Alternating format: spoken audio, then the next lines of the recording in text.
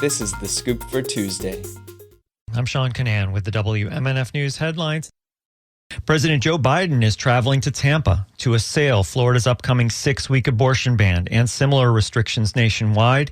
Biden's re-election campaign believes the ban and a ballot measure that would put abortion protections into the state's constitution could help energize Democrats here. They hope to make Florida competitive in the presidential election. In the past decade, the swing state has become more reliably Republican, but organizers of Florida's abortion ballot measure also say they want it to remain nonpartisan and primarily a local issue, considering that in order for it to pass, it will need large number of Republican voters to approve it in November. President Biden is speaking at the Dale Mabry campus of Hillsborough Community College in Tampa early this afternoon. A major peace protest is planned for 1 o'clock today outside HCC at the corner of Lois Avenue and Tampa Bay Boulevard. Organizers are calling it an emergency protest. Say no to Genocide Joe. A flyer says Biden is coming to Tampa to stand with women while he funds the genocide of Palestinian women.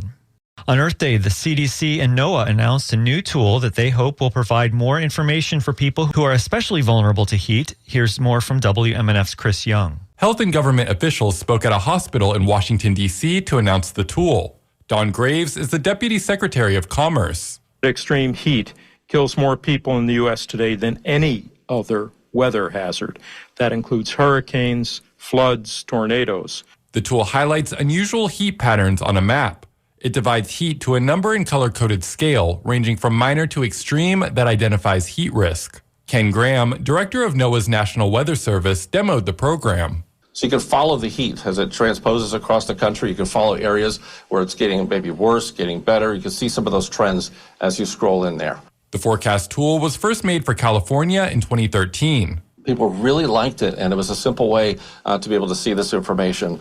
And as a result, the Weather Service is like, we and both of us, right, the CDC, is like, let's expand this nationwide. Graves hopes people benefit from this tool. Heat risk will help people understand what forecast heat means to them and their families. You can find a link to the experimental program on our website, WMNF.org.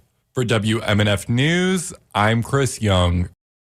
Yesterday, Governor Ron DeSantis received 20 bills, including a measure designed to crack down on participants in what are called street takeovers. Supporters of the bill say it's designed to help prevent street racing, drag racing, and stunt racing. Fines and jail time would be increased for people involved in those takeovers. DeSantis also received a school safety bill that would direct districts to follow new perimeter and door safety requirements. The changes would involve all gates or other access points on campuses to remain closed and locked while students are on campus unless the gates or access points are actively staffed. The measure also seeks to prevent people from operating drones over public or private schools in Florida. It's getting harder for Floridians to put food on the table. That's according to a new poll commissioned by No Kid Hungry Florida. Here's more from Margie Menzel. Nearly 3/4 of Floridians say affording groceries has become harder in the last 12 months.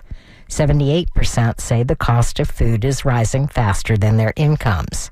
Parents and Floridians who reside in rural areas are being hit the hardest, with 82% of parents and 92% of rural residents saying it's been harder to afford groceries in the last year. No Kid Hungry Florida Director Sky Beard says many families are being forced to sacrifice healthy options like fresh produce and protein in order to stretch their grocery budget. The poll shows there is overwhelming support for ending childhood hunger in Florida, with almost unanimous agreement that it should be a bipartisan issue. I'm Margie Menzel. Tampa police are investigating after a 14-year-old boy was shot to death last week.